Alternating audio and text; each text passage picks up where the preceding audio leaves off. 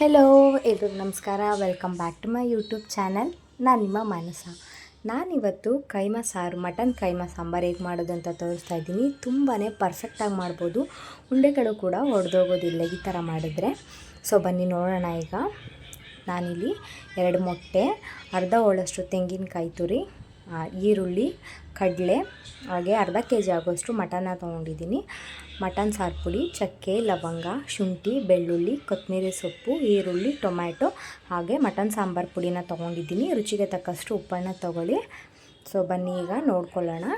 ಮೊದಲಿಗೆ ಮೂಳೆ ಪೀಸ್ಗಳನ್ನು ಚೆನ್ನಾಗಿ ವಾಶ್ ಮಾಡ್ಕೋಬೇಕು. ಹಾಗೆ ಕೈಮನು ಕೂಡ ನೋಡಿ ಜಸ್ಟ್ ಈ ಥರ ನೀರನ್ನ ಚಿಮ್ಕಿಸ್ಕೊಂಡು ಅದನ್ನು ತೊಳ್ಕೊಂಡು ಟೈಟಾಗಿ ಹಿಂಡ್ಕೊಂಡ್ಬಿಟ್ರೆ ರೆಡಿ ಆಗುತ್ತೆ. ನೀರಿಗೆ ಹಾಕಿ ತೊಳೆಯೋ ಅವಶ್ಯಕತೆ ಇಲ್ಲ, ಯಾಕಂದರೆ ಅದು ಫುಲ್ಲೆಲ್ಲ ಪೀಸ್ ಮಾಡಿರ್ತಾರಲ್ವ. ಸೊ ಅದಕ್ಕೋಸ್ಕರ ಈ ಥರ ಟೈಟಾಗಿ ಹಿಂಡ್ಕೊಂಡು ನೀರನ್ನೆಲ್ಲ ತಗೊಂಡ್ರೆ ಆಯಿತು. ಈಗ ಒಂದು ಮಿಕ್ಸಿ ಜಾರ್ಗೆ 1/4 kg ಆಗೋಷ್ಟು ಹುರ್ಗಡ್ಲೆ, ಹಾಗೆ ಒಂದು ಸ್ವಲ್ಪ ಉಪ್ಪನ್ನು ಸೇರಿಸಿ ನುಣ್ಣಗೆ ಪುಡಿ ಮಾಡ್ಕೊತಾ ಇದ್ದೀನಿ. ನೋಡಿ ಇಷ್ಟು ನೈಸಿಗಿರಬೇಕು. ಈಗ ಮಸಾಲೆಗೆ ಕೊತ್ತಂಬರಿ ಸೊಪ್ಪು, ಹಾಗೆ 1.5 ಗೆಡ್ಡೆಯಷ್ಟು ಬೆಳ್ಳುಳ್ಳಿ, ಹಾಗೆ 1 ಇಂಚಷ್ಟು ಶುಂಠಿ, ಹಾಗೆ 5 ಲವಂಗ, ಹಾಗೆ 1 ಇಂಚಷ್ಟು ಚಕ್ಕೆನ ಹಾಕ್ಕೋಬೇಕು. ಟೊಮೊಟೊ ಬಂದು ಆಪ್ಷನಲ್ಲು, ಬೇಕು ಅಂತಂದರೆ ಹಾಕ್ಕೊಳ್ಳಿ, ಇಲ್ಲಾಂತಂದರೆ ನೀವು ಸ್ಕಿಪ್ ಮಾಡ್ಕೊಳ್ಳಿ.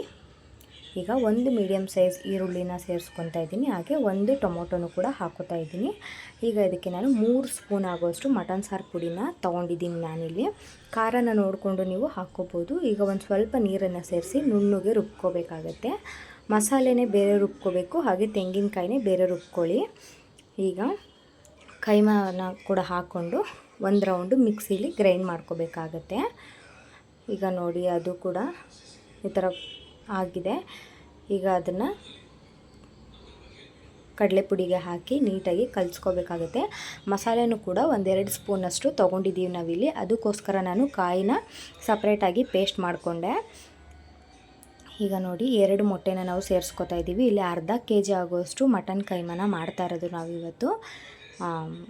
ನೋಡಿ ಇವಾಗ ಎಗ್ ವೈಟ್ ಮಾತ್ರ ಹಾಕಬೇಕು, ಎಲ್ಲೋನ ಹಾಕಬಾರ್ದು. 2 ಮೊಟ್ಟೆನ ಸೇರಿಸ್ಕೊತಾ ಇದ್ದೀವಿ. ಅದನ್ನು ಚೆನ್ನಾಗಿ ಕಲಿಸ್ಕೊಂಡು ನೋಡಿ ಇವಾಗ ಉಂಡೆನ ಕಟ್ಕೊತಾ ಇದ್ದಾರೆ. ಅರ್ಧ kgಗೆ 24 ಉಂಡೆಗಳಷ್ಟು ಆಗಿತ್ತು. ಈಗ ಈ ಕಡೆ ಒಂದು ಪಾತ್ರೆನ ಇಟ್ಕೊಂಡು ಅದಕ್ಕೆ 1-2 ಸ್ಪೂನ್ ಆಗೋಷ್ಟು ಎಣ್ಣೆನ ಹಾಕ್ಕೊತೀನಿ. ಎಣ್ಣೆ ಕಾದ ನಂತರ 1 ಈರುಳ್ಳಿನ ಈ ಥರ ಉದ್ದುದ್ದಕ್ಕೆ ಕಟ್ ಮಾಡಿ ಇಟ್ಕೊಂಡಿದ್ದೆ ಹಾಕ್ಕೊಂಡು ಚೆನ್ನಾಗಿ ಫ್ರೈ ಮಾಡ್ಕೋಬೇಕಾಗತ್ತೆ. ತುಂಬಾ ಟೇಸ್ಟಿಯಾಗಿರುತ್ತೆ, ಉಂಡೆ ಕೂಡ ಎಲ್ಲೂ ಒಡೆದೋಗೋದಿಲ್ಲ. ನಾನು ಮಾಡಿರೋ ಪ್ರೊಸೀಜರಲ್ಲೇ ನೀವು ಕೂಡ ಮಾಡಿಕೊಂಡ್ರೆ. ಈಗ ಮೂಳೆನೂ ಕೂಡ ಹಾಕ್ಕೊಂಡು ಮಟನ್ದು ಚೆನ್ನಾಗಿ ಫ್ರೈ ಮಾಡ್ಕೋಬೇಕಾಗತ್ತೆ.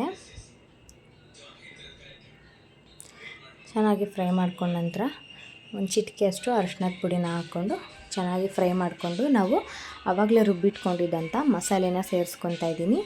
ಮಸಾಲೆನ ಹಾಕಿ ನೀರು ನಿಮಗೆ ಎಷ್ಟು ಬೇಕೋ ಅಷ್ಟನ್ನು ಇವಾಗಲೇ ಅಡ್ಜಸ್ಟ್ ಮಾಡ್ಕೋಬೇಕಾಗತ್ತೆ.